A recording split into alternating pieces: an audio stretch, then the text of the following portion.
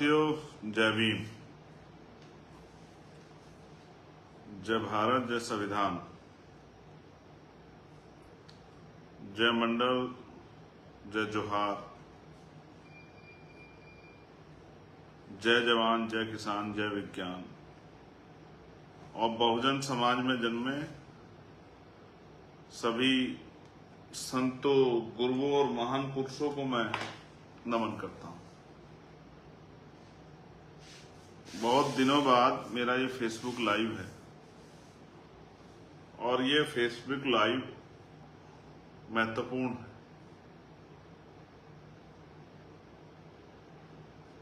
अगर ये महत्वपूर्ण नहीं होता तो शायद मैं इस फेसबुक लाइव को नहीं करता। मुझे आशा उम्मीद है कि मेरे साथी इस लाइव को खुद तो सुनेंगे, लेकिन अपने परिवारों, अपने साथियों, अपने दोस्तों, रिश्तेदारों, बुद्धिजीवी वर्ग, कर्मचारी वर्ग और गांव देहात में रहने वाले आखिरी साथी तक पहुंचाएंगे। मेरे कंधों पे जिम्मेदारी है कि सरकार द्वारा कमजोर वर्गों के हितों के खिलाफ जो षड्यंत्र हो रहे हैं, मैं उन षड्यंत्रों को समझूं और उनको रोकने का काम करूं, अपने लोगों के हितों की रक्षा करूं। ये भी सत्य है कि मैं अपनी तरफ से पूरा प्रयास, पूरी कोशिश इसके लिए कर भी रहा हूं। अब जो वर्तमान की स्थिति है, आज हम लोग उस पर चर्चा करने के लिए और जो हो रहा है उसको जिस तरह मैं समझ रहा हूं उस तरह आपको समझाने के लिए आज आपके बीच उपस्थित हूं। माननीय काशीराम साहब ने कहा था, अगर मुझसे गलती हो जाए तो आप लोग गलती मत करना। हमारे बीच में जिन महान पुरुषों के लिटरेचर आज मौजूद हैं, तस्वीरें आज मौजूद हैं, उन महान पुरुषों को महान इसलिए माना गया कि उन्होंने समय समय पे सही डिसीजन लेके समाज के हितों की रक्षा की और समाज को दीर्घ भ्रमित होने से बचाया, समाज को सही रास्ता दिखाया। हम वर्तमान में दलित और आदिवासी वर्ग में एक हलचल है और वो हलचल जो है इसलिए है कि उनको कुछ को ये महसूस हो रहा है कि उनको कुछ मिलने वाला और कुछ को ये महसूस हो रहा है कि उनका कुछ जाने वाला। तो जब किसी को कुछ पाने का अवसर मिलता है, उम्मीद होती है, तो उसके अंदर भी इच्छा जागृत होती है और जिसको खोने का डर होता है उसके अंदर भी भय पैदा होता है। मैं जब अपनी बात को शुरू करूंगा तो एक नारा लगता था, जिसकी इतनी संख्या बारी उसकी उतनी हिस्सेदारी, और एक और नारा लगता था, अर्जक संघ के लोग लगाते थे,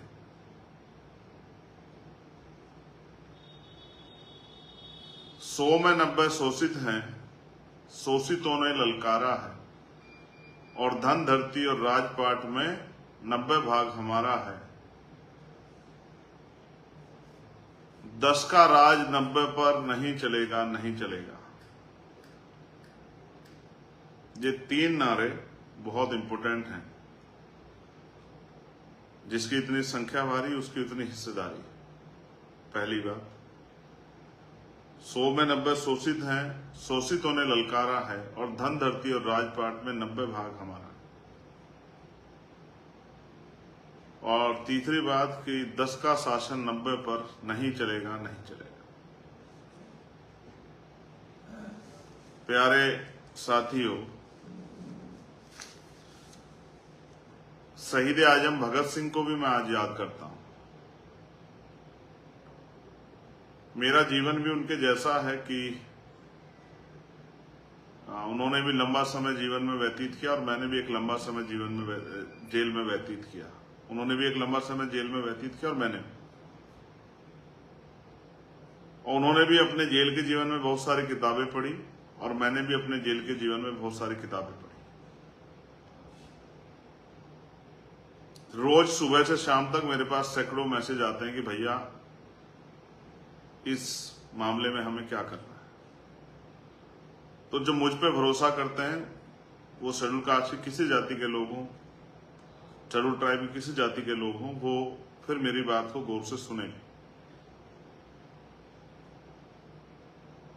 जिस दिन ये फैसला आया था उसी दिन हमने इस फैसले को समझते हुए अपनी बात को समाज के सामने रखा था, देश के सामने रखा था। कुछ जातियां जिनको अवसर नहीं मिला, जिनको देने की बात की गई है, उनमें खुशी की लहर। मैं पुनः इस बात को दोहरा रहा हूं, जिनको लग रहा है कि उनका कुछ चला जाएगा, उनमें डर की भावना है। और मैं ये भी स्पष्ट कह दूं अपनी बात को रखने से पहले कि अगर मैं आज ये कहूंगा कि हमें भाईचारा और इन सब चीजों का ध्यान हम लोग रख रहे हैं, तो भी शायद मेरी बात को उस तरह जिनके मनों में अपने आप फैसले बन गए वो नहीं हो सकते। इसलिए मैंने आपसे अपील की कि जो लोग मुझ में विश्वास रखते हैं, जो मुझसे प्यार करते हैं, जो भी हमारे में आजाद समाज पार्टी की आइडियोलॉजी को समझते हैं, इसमें काम करते हैं, वो ये भी समझते होंगे कभी हमने जाति के आधार पर संगठन में काम नहीं किया और जब भी कभी अन्याय हुआ हमने जाति के आधार पर उस अन्याय को नहीं देखा। हमेशा शेड्यूल कास्ट के लोगों की, शेड्यूल ट्राइब के लोगों की, बैकवर्ड के लोगों की, माइनॉरिटी के लोगों की, देश की किसी बहन की, मजदूर की, किसान की आवाज उठाने के लिए हम लोग तैयार रहे। उसका आधार जाति नहीं था। तो जब मैं अपनी बात की शुरू कर रहा हूं तो मैं आपसे कहूंगा, शहीद आजम भगत सिंह ने एक बार कहा था कि किसी को मृत्यु दंड देने वाले जज, जिसने किसी को फांसी की सजा दी हो, मृत्यु दंड दिया हो, अगर उसके फैसले के पीछे से उसका मोटिव हटा दिया जाए तो हत्या की सजा देने वाले जज में और सुपारी देके किसी की हत्या कराने वाले किसी दूसरे व्यक्ति में कोई फर्क नहीं रहता। दोनों हत्यारे के साथी होते हैं। अगर जज साहब किसी को फांसी की सजा का ऑर्डर करते हैं और जल्लाद उसको फांसी देता है, उसकी जान जाती है, और यहां कोई किसी को पैसे देके किसी की हत्या करा देता है, तो दोनों में बिल्कुल फर्क नहीं है अगर उसके पीछे उनका मोटिव ना हो। अब किसी भी फैसले को समझने से पहले आपको सरकार का मोटिव देखना चाहिए कि क्या सरकार वंचित वर्गों के लिए का हितैषी है या नहीं। मैं आपको याद दिलाता हूं, अब से लगभग 2 साल पहले मैंने गोरखपुर में एक प्रेस कॉन्फ्रेंस की और हमारे वो साथी जो समर्थन और विरोध कर रहे हैं वो जरूर अगर सर्च करेंगे तो उनको मिल जाएगा। प्रेस कॉन्फ्रेंस क्यों थी? प्रेस कॉन्फ्रेंस इसलिए थी कि हमने रिसर्च किया, चर्चा की और हमने महसूस किया कि उत्तर प्रदेश में शेड्यूल कास्ट की 66 जातियां हैं। उनमें से बहुत कम जो हैं वो नजर आती है, लेकिन एक बड़ी संख्या उन जातियों की जो नजर नहीं आती। इसलिए हमने मांग की कि जब सुप्रीम कोर्ट ने EWS यानी कि इकोनॉमिक वीकर सेक्शन यानी कि आर्थिक रूप से कमजोर वर्ग के लोगों के लिए 10% आरक्षण की सरकार की व्यवस्था को सही माना, तो उनको चाहिए कि वो आरक्षण की सीमा बढ़ा दें, क्योंकि शेड्यूल कास्ट की आबादी लगातार बढ़ रही है और पिछले लंबे समय से जातिगत जनगणना भी नहीं हुई, तो वो आरक्षण की सीमा बढ़ा दें और इन जातियों को अलग से 5% आरक्षण की व्यवस्था कराएं। और अगर हमारे अपने भाइयों को 5% आरक्षण मिलेगा तो हमें इसके लिए कभी तकलीफ नहीं होगी। और मैं तो कह रहा हूं 5% ही नहीं 10% देना चाहिए जिनको अवसर नहीं मिले। दूसरा, हमने यही बात पिछड़े वर्ग के जातियों के लिए भी कही कि पिछड़े वर्ग की आबादी 52% है और मैं आपको चरित्र बता रहा हूं सुप्रीम कोर्ट का, जिस सुप्रीम कोर्ट के ऑर्डर पे हमारे लोग जो हैं चर्चा कर रहे हैं, उसी सुप्रीम कोर्ट ने पिछड़े वर्ग के लोगों को 52% आबादी के बाद 27% रिजर्वेशन दिया। उसमें भी क्रीमी लेयर की एक सीमा लगा दी और फिर उस आरक्षण व्यवस्था को चालू किया। लेकिन आज तक भी कभी उसको मॉनिटरिंग नहीं किया। तो इसका जवाब मैं आगे आपको दूंगा कि क्या स्थिति है। तो इसलिए मैंने, क्योंकि आंकड़ों पे बहुत बात हो रही है, तो मैंने इसलिए कहा कि उन जातियों को भी, जो जातियों को अवसर नहीं मिला है, उनको भी 15%, जबकि बैठता तो 25% है, लेकिन 15% अतिरिक्त आरक्षण जो है 27% से अलग पिछड़े वर्ग की जातियों को, उन जातियों को जिनको अवसर नहीं मिला, उनको चिन्हित करके दिया जाए। ये बात मैंने उस पीसी में रखी और अपनी पार्टी के लोगों से कहा कि हम, जो हमारी पॉलिसी है वो जनता को पता होनी चाहिए। समान एजुकेशन पॉलिसी, समान शिक्षा, समान चिकित्सा, सभी को न्याय की व्यवस्था समान रूप से, जो कि आज नहीं। एक गरीब आदमी हाईकोर्ट सुप्रीम कोर्ट नहीं जाता, लाखों रुपए लगते हैं। ये व्यवस्था, इस विषय पे मैंने अपने लोगों से ये अपील की, पार्टी के लोगों से, कि वो गांव-गांव जाके इसका प्रचार करें कि होना चाहिए। ये हमारी 1.5 साल 2 साल पहले जब इस पे कोई चर्चा नहीं होती, तब ये हमारी दृढ़ संकल्प और इच्छा शक्ति थी कि ये होना चाहिए, उन लोगों को लाभ मिलना चाहिए। और अब संख्या के आधार पर आरक्षण व्यवस्था कर देनी चाहिए, जिसकी इतनी संख्या उतना आरक्षण का लाभ उसको मिलना है, उतने लोग उनके प्रति तो उनका होना चाहिए। ये हमारा सामाजिक न्याय के प्रति हमारा दृढ़ संकल्प भी है और हम इसके प्रति, ये महापुरुषों की बात है, इसके प्रति हम लोग जो हैं मेंटली प्रिपेयर भी। साथ साथ अभी जब आपने मुझे पार्लियामेंट में सुना, जब ये ऑर्डर भी नहीं आया था, तो मैंने एक मांग की, जो मैंने प्राइवेट मेंबर बिल लाके की, पढ़े लिखे लोगों ने सुना हो, कि निजी क्षेत्रों में, क्योंकि सरकारी नौकरियां लगभग खत्म हो गई है, सरकारी पूरा डिपार्टमेंट प्राइवेट कर दिया है, सरकार बड़े पैमाने पे लेटरल एंट्री कर रही है, संविदा है, आउटसोर्सिंग है, ठेकेदारी है, तो बड़े पैमाने पे सरकारी नौकरियां लगभग खत्म हो गई है। तो अब समय आ गया है कि निजी क्षेत्रों में आरक्षण की व्यवस्था SC, ST, OBC के लोगों को कराई जाए। ना मैंने किसी एक जाति की बात की, ना एक धर्म की बात की, मैंने SC, ST और OBC के लोगों के लिए बात की। ये मेरा सामाजिक न्याय के प्रति मेरा दृष्टिकोण है। शायद मेरी इतनी बड़ी मांग हमारे इतने बड़े SC, ST, OBC समाज को नहीं थी। ये मांग मैंने ना अपने परिवार के लिए की, ना जिस जाति में मैं जन्मा हूं उसके लिए की, ना ही सिर्फ शेड्यूल कास्ट के लिए की। ये मांग मैंने शेड्यूल कास्ट की सभी जातियों के लिए, शेड्यूल ट्राइब की सभी जातियों के लिए और बैकवर्ड OBC अन्य पिछड़ा वर्ग की जातियों के लिए भी की, क्योंकि मैं उनकी सामाजिक हैसियत को समझता हूं और उनकी जो आर्थिक जो असमानता का वो शिकार हो रहे हैं उसको भी समझता हूं। अब सवाल ये है कि जो व्यवस्था में आरक्षण आपको मिला, वो मांगने से मिला या उसके लिए प्रयास करने पड़े? तो आपको ये समझना पड़ेगा कि बाबा साहब अम्बेडकर ने उसके लिए एक लड़ाई लड़ी। वो मांगने से इन सरकारों ने, इन लोगों ने खुश होकर आपको नहीं दिया, उसके लिए एक लड़ाई लड़नी पड़ी। पूना पैक्ट हुआ, कम्युनल अवार्ड हमसे छीना गया, तभी आरक्षण व्यवस्था हमारे लिए हुई।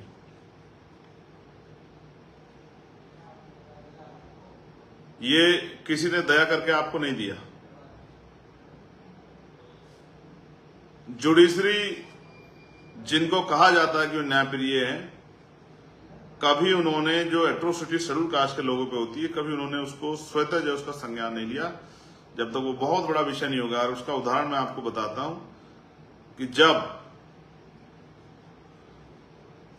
कई मामलों में सुप्रीम कोर्ट ने सुमोटो लिया, स्वतः संज्ञान लिया, लेकिन हाथरस के मामले में जब हम लोग लगातार संघर्ष करते रहे, हाथरस के मामले में जब हमने बहुत पूरे देश में संघर्ष करा, दुनिया में जो लोग रविदास धर्म के लोग रहते हैं, मुझसे अटैच करते हैं, मैंने उनको कई जगह जो है भारतीय दूतावास पे जो है, जर्मनी, कनाडा, ऑस्ट्रेलिया, ऐसी कई जो है कंट्रियों में जब मैंने उनसे कहा कि आंदोलन की अपील की कि हमारी बेटी के साथ ये, बहन के साथ ये हुआ है, तब जाके हाई कोर्ट ने सुमोटो लिया। और सुप्रीम कोर्ट के में जब आया मामला तो सुप्रीम कोर्ट ने कह दिया कि हाई कोर्ट इसको अपने आप सुनेगी।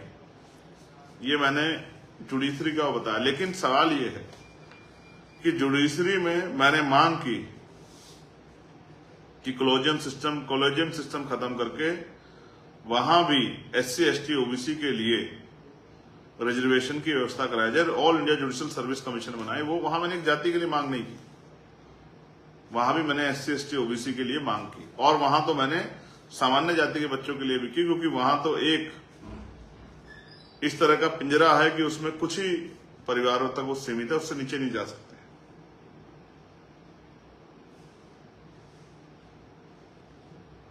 ये मेरा सामाजिक न्याय के प्रति दृष्टिकोण है। अब अगर आप आरक्षण की बात करेंगे, जिस तरह की चर्चा आज चल रही है,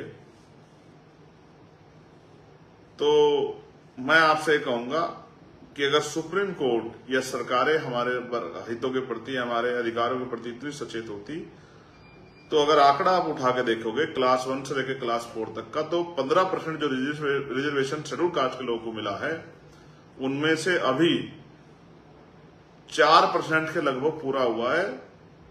उनकी लगभग 11% सीटें, 4.25 के लगभग पूरा हुआ है। 10.75% सीटें उनकी अभी खाली हैं। जो सुप्रीम कोर्ट हमारी बहुत चिंता कर रहा है, उसने कभी इसकी जानकारी नहीं ली। और मैंने ये बात कही कि लक्ष्मणपुर बात है, एक घटना हुई थी बिहार में जिसमें 50 शेड्यूल कास्ट के लोगों की हत्या की गई थी। तलवार की नोक पर जो है महिलाओं के पेट चीरे गए थे। डिस्ट्रिक्ट कोर्ट ने बहुत सारे अपराधियों को, आरोपियों को सजा की आजीवन, और हाई कोर्ट ने उनको बरी कर दिया। कभी सुप्रीम कोर्ट ने सुमोटो लेके पूछने का काम नहीं किया कि 50-50 दलितों के हत्यारे कौन है, उनकी जांच होनी चाहिए, उनको सजा मिलनी चाहिए। और आज भी सीवर से लेके लाखों जो है महिलाओं के साथ रेप हत्याएं होती है, सीवर में जान जाती है। कभी भी सुप्रीम कोर्ट ने, NCRB का डाटा इतना है, तमाम जो है बजट और सब कुछ है, पुलिस है, सब कुछ है, सारे डाटा को देखते हुए आज तक भी सुप्रीम कोर्ट ने सुमोटो लेके ये सरकारों को टाइट नहीं किया कि भाई ये इस तरह से महिलाओं पर हिंसा, वो भी कमजोर वर्गों की महिलाओं पर हिंसा रोकें। और सुप्रीम कोर्ट ने कोई ऐसी डायरेक्शन भी नहीं दी कि जो जाति के आधार पर, धर्म के आधार पर छुआछूत हो रही है उसको भी रोका जाए। इसका उदाहरण मैं आपको बताता, मटकी छूने पर हत्या हुई, सुप्रीम कोर्ट ने कोई ऑर्डर नहीं पास किया। मुझे रखने पर हत्या हुई, आज भी बारात रोक दी जाती है। मंदिर जाने पे आज भी रोका जाता है, यहां तक कि राष्ट्रपति जी को भी रोका गया। इसलिए मैं कहता हूं जाति कभी नहीं जाती। कभी सुप्रीम कोर्ट ने सुमोटो नहीं लिया। इतना सुप्रीम कोर्ट आपके हितों के लिए चिंतित है। और 27% आरक्षण जो पिछड़े वर्ग को मिला है, उसमें से भी 6% पूरा हुआ है। 9% आरक्षण अभी तक उनका भी बैकलॉग आज तक पूरा नहीं हुआ। ये है स्थिति। हम इतने आगे बढ़ गए, आज हम क्रीमी लेयर की दशा में चले गए हैं। आंकड़े अगर सरकार जारी करेगी तो दूध का दूध, पानी का पानी हो जाएगा। जो अंतर विरोध आज आपस में हो गया है, वो अंतर विरोध भी लगभग काफी हद तक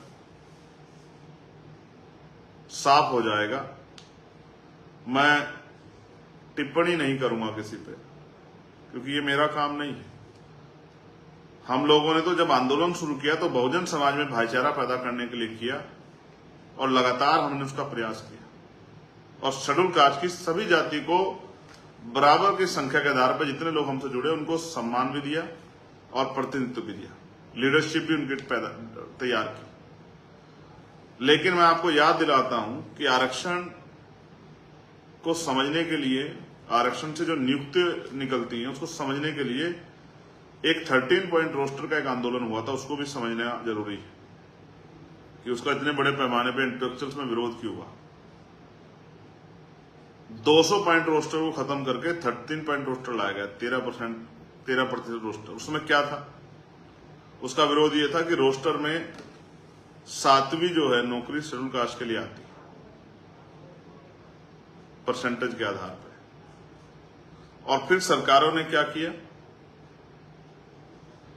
पहले पूरे यूनिवर्सिटी को डिपार्टमेंट बनाया जाता था, लेकिन यूनिट बनाया जाता था। फिर उन्होंने जो डिपार्टमेंट है छोटे छोटे अलग अलग भाग के, उनको उन्होंने यूनिट बनाना शुरू किया।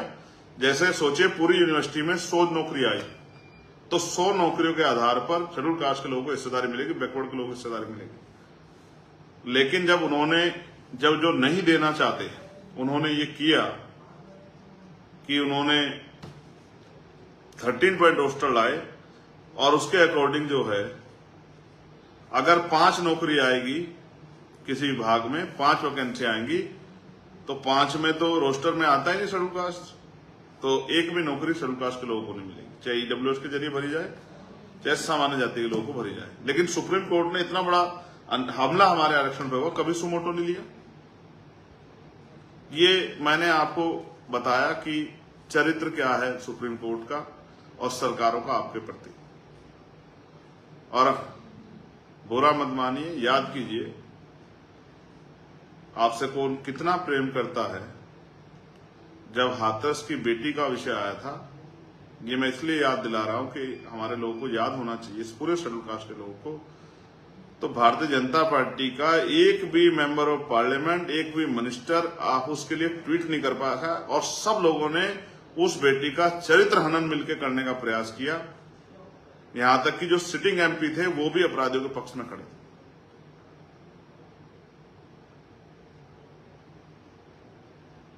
समझदार लोग मेरी बात को समझेंगे कि मैं क्या कहना चाहता हूं।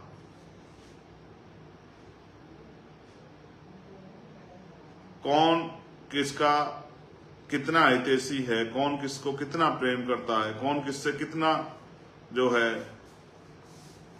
कौन किसको कहां देखना चाहता है, कौन किसका कितना सहयोग करना चाहता है। पिछले नेताओं का मैं टिप्पणी नहीं करूंगा, मैं अपने बारे में आज आपसे कहूंगा। आज जो स्थिति है उस मामले को देखते हैं। सुप्रीम कोर्ट का ऑर्डर आया वर्गीकरण और क्रीमी लेयर, और एक जज साहब तो और आगे निकले, कहा कि एक बार जिसके बच्चे को मिल जाएगा उसको दोबारा नहीं मिलेगा।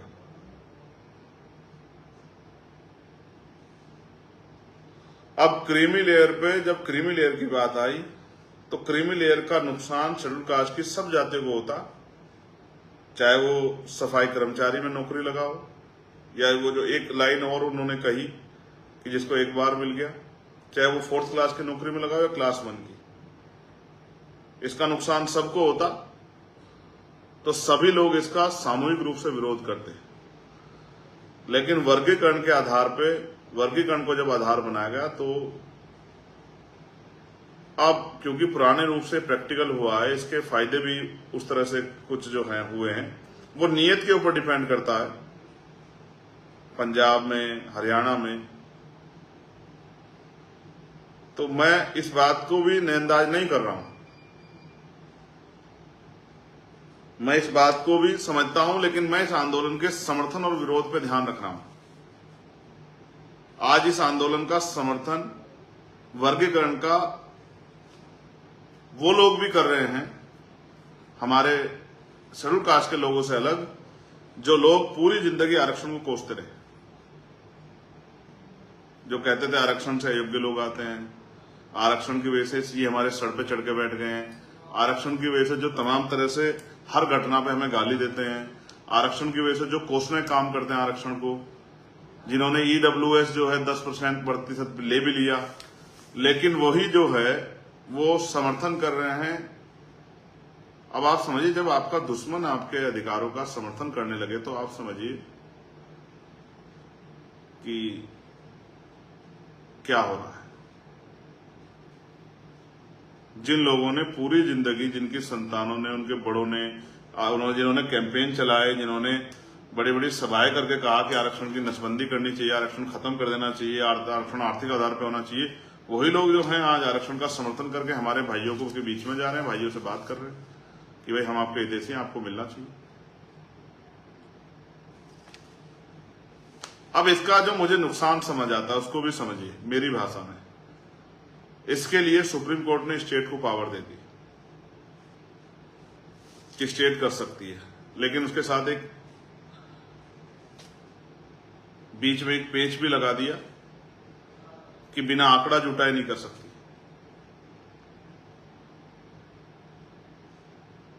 आंकड़े कैसे जुटेंगे? जब जातिगत जनगणना होगी। भाई जब तक जातिगत जनगणना नहीं होगी तब तक तो आपको कैसे पता लगेगा किसको कितना लाभ मिला है? तो पहले आप जातिगत जनगणना कराएंगे। इसके लिए मेरे पास एक और उदाहरण है। जैसे आर्थिक आधार पर जब आरक्षण आया तो वो एंटी कॉन्स्टिट्यूशनल था, असंवैधानिक था, क्योंकि आरक्षण का जो आधार है वो छुआछूत है, वो भेदभाव है, वो प्रतिनिधित्व है। लेकिन क्या सामान्य जातियों का प्रतिनिधित्व कम है? क्या उनके साथ छुआछूत होती है? क्या वो शैक्षिक रूप से पिछड़े हुए हैं? ना उनके साथ छुआछूत होती, ना वो शैक्षिक रूप से पिछड़े हुए हैं, और ना ही उनका प्रतिनिधित्व कम है। लेकिन वो इस देश में इसी सरकार ने लागू किया जो सरकार पिछले दरवाजे से इसका समर्थन कर रही है। तो मेरा कहना यह है कि इसका सबसे बड़ा नुकसान मुझे नजर आता है वो ये, स्टेट को अगर पावर दोगे तो स्टेट जैसे उत्तर प्रदेश में मुलायम सिंह जी की सरकार में 17 ओबीसी की जातियों को शेड्यूल कास्ट में जोड़ दिया गया, फिर सुप्रीम कोर्ट ने उसको रोक दिया, और भी कई सरकारों ने इस तरह का प्रयास किया। तो सुप्रीम कोर्ट ने उसको इस बात के साथ खत्म कर दिया गया। हम भी ये कहते थे और आप सब लोग भी जानते पढ़े लिखे, सब लोग ये कहते थे भाई ये नहीं हो सकता, क्योंकि इसकी पावर तो राष्ट्रपति जी को है, संसद को, ये तो स्टेट गवर्नमेंट को है ही नहीं। कल जो आपके विरोधी सरकारें हैं वो ऐसा क्यों नहीं करेंगी कि बहुत सारी उन जातियों को, बैकवर्ड की उन जातियों को शेड्यूल कास्ट में करके और आप ही की जिस खाने को आपके लिए बनाने का उसमें प्रतिनिधित्व के आधार पर डाल देंगे? फिर क्या करोगे? मेरी ये मानना है कि ये पावर संसद को ही रहनी चाहिए।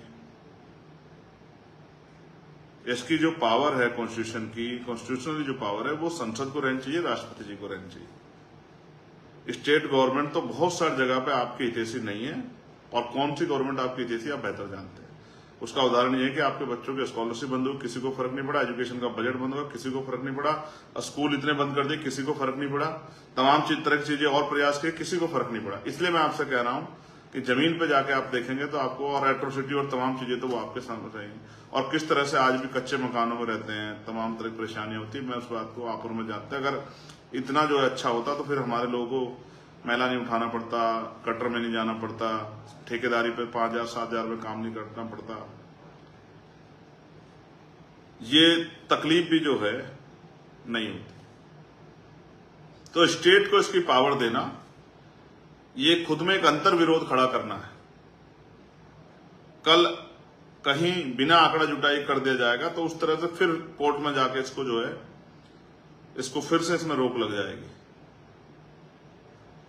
तो इसकी पावर जो है वो स्टेट पे नहीं होनी चाहिए, सेंटर पे होनी चाहिए। दूसरा, मैं कहता हूं सेंटर को, अगर सेंटर हमारे भाइयों को देना चाहता है तो हम तो रेडी बैठे कि वो दे, वो जातिगत जनगणना कराए, उसके आंकड़े देखे और उसके आधार पर जिन जातियों को नहीं मिला उनको दे, स्पेशल ट्रीटमेंट के तौर पे दे, और 2-4% नहीं 10% दे। लेकिन भाइयों को लड़ा के,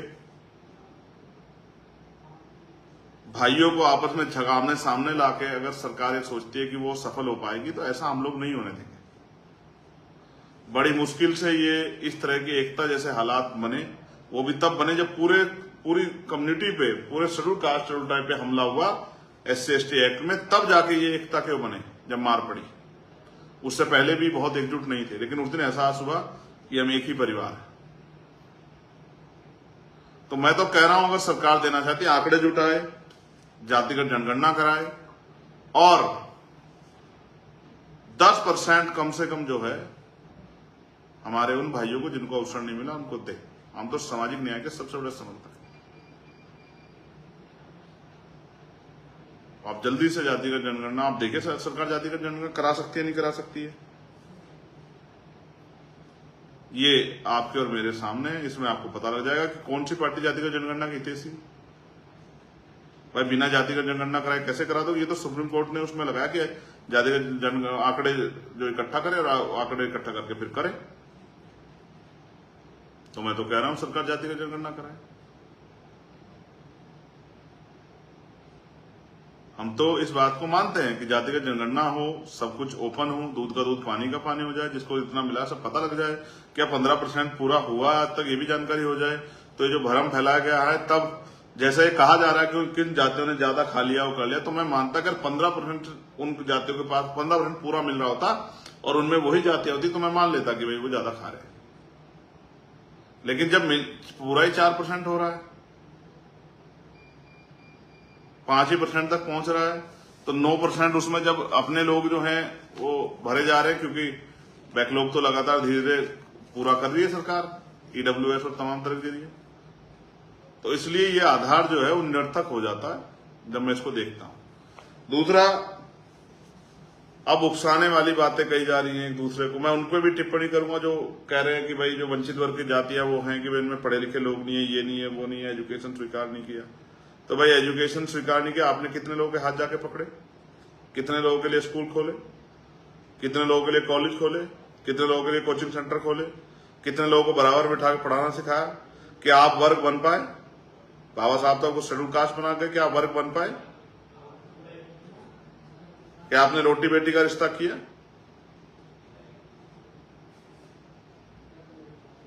क्या आपने सोशल रिस्पॉन्सिबिलिटी को निभाया? क्या आपने पे बैक टू सोसाइटी किया? इसका जवाब आप पे है।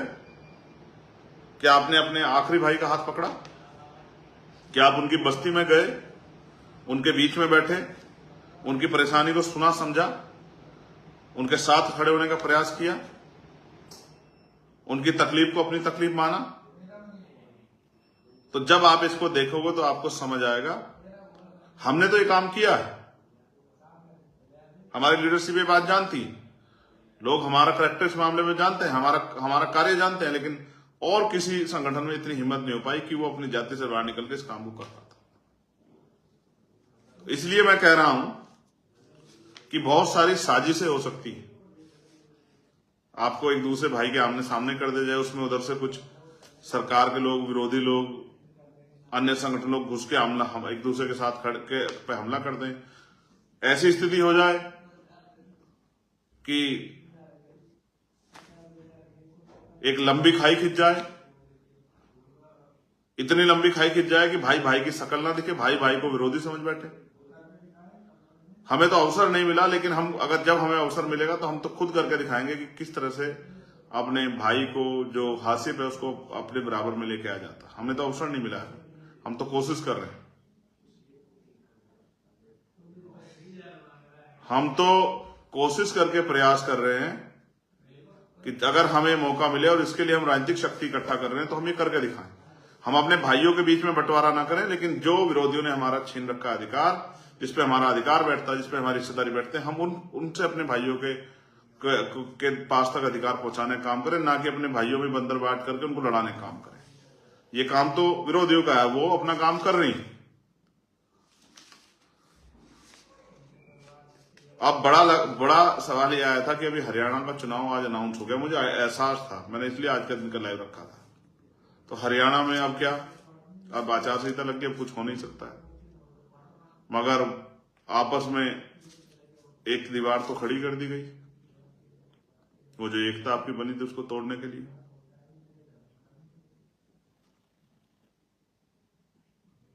आप पे क्या भरोसा है कि चुनाव के बाद सरकार जो है, जो बंद दरवाजे से आपको कह रही है कि हम आपके साथ हैं, और माइक पे कह रही है कि नहीं हम इसको पे अभी तय नहीं कर पा रहे हैं, आपको क्या लगता है कि वो इसके बाद पे अध्यादेश नहीं लाएगी, या इस चुनाव के बाद आपकी वोटों को लेके फिर अपने तरीके से काम नहीं करेगी? ये तो आपको तय करना है। मैं मानता हूं, और मेरी समझ में जहां तक आया है,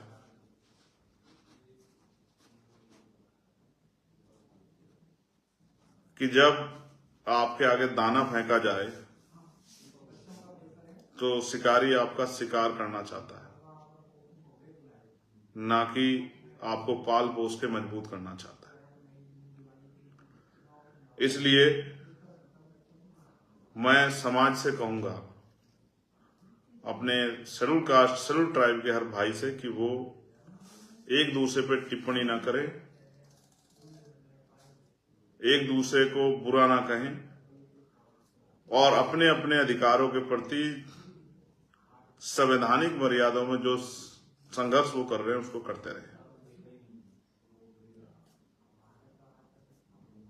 दूसरा, आजाद समाज पार्टी, भीम आर्मी सरकार के षड्यंत्र को समझती है, सरकार की चालों को, साजिशों को समझती है और भविष्य में कुछ ऐसा ना हो जाए उसको भी ध्यान में रख के सचेत है। इसलिए आजाद समाज पार्टी निजी क्षेत्रों में आरक्षण की व्यवस्था की जाए और इसके लिए सरकार को झुकाने का काम, सरकार को मजबूर करने का काम किया जाए और आरक्षण की सीमा बढ़ाई जाए। जिन भाइयों तक नहीं पहुंचा उनको 10% आरक्षण की सीमा बढ़ा के 15% से अतिरिक्त 10% आरक्षण की व्यवस्था उन जातियों के लिए की जाए। ऐसी जो है हमारी सोच है और उसके लिए 11 सितंबर को हम लोग दिल्ली में एक ऐतिहासिक आंदोलन करेंगे। हमें भीम आर्मी आजाद समाज पार्टी की शक्ति पे समाज के बुद्धिजीवी वर्ग के, जो बुद्धिजीवी वर्ग सोच रहा है, मुझसे उम्मीद कर रहा है कि भाई चंद्रशेखर आजाद जो हमारा बेटा है वो हमारे अधिकारों के प्रति क्या सचेत है या नहीं है, या उसको फिक्र है या नहीं है। मैं उन सबसे भी कहना चाहता हूं कि जब तक मेरे शरीर में लहू का आखिरी कतरा है, ना तो मैं अपने भाइयों को लड़ने दूंगा और ना ही मैं इनके अधिकारों को दुश्मन की साजिशों का शिकार होने दूंगा। और जो भी आरक्षण के खिलाफ षड्यंत्र करने का काम करेगा उसको दिन में तारे दिखाने का काम हम लोग जो हैं वो करेंगे और एक बहुत ऐतिहासिक आंदोलन हम लोग 11 सितंबर को दिल्ली में करेंगे। ये खेल बहुत हो गया कि हम लोग 15% में लड़ते रहे। हम लोग 15% में नहीं लड़ेंगे आपस में। हम लोग शेड्यूल कास्ट के लोगों के लिए 25% आरक्षण की व्यवस्था शेड्यूल कास्ट और शेड्यूल ट्राइब के लिए की जाए। इसके लिए हम लोग संघर्ष करेंगे और अपने भाइयों को भी उनका हिस्सा दिला के रहेंगे। मैं आजाद समाज पार्टी, भीम आर्मी और अपने बहुजन समाज से, बुद्धिजीवी वर्ग से कहूंगा कि किसी भी तरह की टिप्पणी अपने भाइयों पर ना करें। कल हमारे भाइयों को जब सरकार का खेल उनकी समझ में आएगा तो उनको एहसास हो जाएगा कि सरकार उनके साथ किस तरह खेल रही थी, सरकार उनकी कितनी हितैषी है और सरकार उनसे वोट के अलावा कोई और मकसद रखती है नहीं रखती है। बहुत सारे लोगों को इतनी बार मौका मिला, फिर भी आज हम इस हालात में क्यों है, इसका जिम्मेदार कौन है? नौकरियां इस देश में 2% हैं, जिनमें से 1% करीब निजीकरण की भेंट चढ़ गई हैं। बहुत सा बड़ा सेक्टर प्राइवेट हो गया और बहुत सारे बैंक अभी प्राइवेट सेक्टर में करने के लिए उनको मर्ज करने की तैयारी कर दी। बहुत सारे स्कूल बंद हो रहे हैं। आने वाले समय में कोई कहीं किसी डिपार्टमेंट में सरकारी नौकरी बचेगी, सब सेक्टर प्राइवेट हो जाएगा। तब आपके बच्चे क्या करेंगे, मुझे इस बात की भी चिंता है।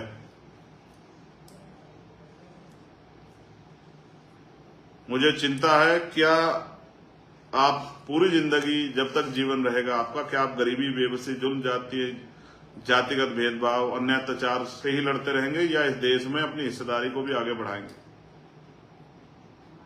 मैं फिर विश्वास दिलाता हूं, जो लोग मुझ पर भरोसा करते हैं, भीम आर्मी आजाद समाज पार्टी पर, एक कार्यकर्ता होने के नाते आजाद समाज पार्टी भीम आर्मी का मैं वचन देकर कहता हूं कि मैं अपने लोगों के हितों के से किसी भी तरह का समझौता बर्दाश्त नहीं करूंगा और किसी भी तरह से अपने लोगों के हितों को दुश्मन को छीनने नहीं दूंगा। किसी भी कीमत पर, जब तक मेरे अंदर लहू का, मेरे शरीर में सांस है, लहू का आखिरी कतरा है, मैं उनको विश्वास दिलाता हूं, जो शक्ति उन्होंने मुझे दी है, मैं उनकी शक्ति के बदौलत उनको विश्वास दिलाता हूं कि मैं चंद्रशेखर आजाद और भीम आर्मी आजाद समाज पार्टी का एक समर्पित कार्यकर्ता आपको विश्वास दिलाता हूं कि किसी भी सरकार को उसकी साजिश का जवाब देने की शक्ति आप लोगों ने हमें दी है, वो जवाब हम लोग दे सकते हैं। लेकिन मैं आपसे भी कहूंगा, सावधान रहें, सतर्क रहें और आपस में अपनी एकता को ना टूटने दें। बहुत सारी चीजें समय के साथ जो हैं छनकर आपके सामने आ जाएंगी। बहुत सारी चीजें जो हैं छनकर स्पष्ट रूप से आपके सामने आएंगी, तब आपको एहसास हो जाएगा। मैं आप सबका धन्यवाद देता हूं कि आपने मुझे सुना। इसलिए मैं आपका आभारी हूं, मगर मेरा विश्वास है कि आप वर्तमान हालात, दुश्मनों की साजिश और आज की स्थिति में किस तरह से समाज को साथ लेकर चलना है, इन फैसलों को मेरे समझेंगे। मैं बहुजन समाज का सच्चा सिपाही हूं, इसलिए मैं आपसे अपील कर रहा हूं, सावधान सतर्क रहें और जिम्मेदारी से संवैधानिक मर्यादाओं का पालन करते हुए अपनी बात को रखें, अपने आंदोलन को चलाएं। किसी जाति धर्म पर टिप्पणी ना करें, किसी को बुरा ना कहें, अपने संवैधानिक संघर्ष को जारी रखें। और बाकी बात मैंने आपको कहा, जो सरकारें हमारी एकता तोड़ के हमें कमजोर करना चाहती है, उनसे हम सीधे सीधे जो संघर्ष है वो अपनी शक्ति के बल पे 11 सितंबर को दिल्ली में उनको जवाब देंगे और उनके इस झूठ को कि पोल को भी खोलने का काम करेंगे। हम पे बहुत सारे उस तरह के एविडेंस उनके प्रति हैं कि वो किस तरह की मंशा और किस तरह की इच्छा हमारे लोगों से रखते हैं, क्या वो हमारे लोग छुआछूत भेदभाव करते नहीं करते हैं, और वो हम लोगों के कितने हितैषी हैं। उन्हें आप सभी का धन्यवाद। लेकिन मैं समाज से अपील करूंगा कि वो निराश ना हो, कमजोर ना पड़े, मन में कोई परेशानी ना रखें। सुप्रीम कोर्ट और तमाम चीजों से बड़ी है जनता, और जनता जो है अपनी शक्ति को समझे। जिस तरह से हमने पहले भी, चाहे 2 अप्रैल को अपनी एकता से, चाहे दिल्ली में गुरु घर के आंदोलन में अपनी एकता से दुश्मनों को मुंह तोड़ जवाब दिया है, उसी तरह से हम सरकार के इन षड्यंत्रों का भी सामना करेंगे। इस बात का मैं आपको विश्वास दिलाता हूं। बहुत बहुत धन्यवाद। अब हम पैरों की तरफ नहीं, आसमान की तरफ देखेंगे और 85% बहुजन समाज के लोगों को उनकी संख्या के आधार पर उनके अधिकार कैसे मिले, इस बात के लिए संघर्ष करने के लिए तैयार होंगे। इन्हीं सब बातों के साथ आप सभी के लिए मंगल कामनाएं। जय भीम, जय भारत, जय संविधान, जय मंडल, जय जोहार। आप सभी के लिए मंगल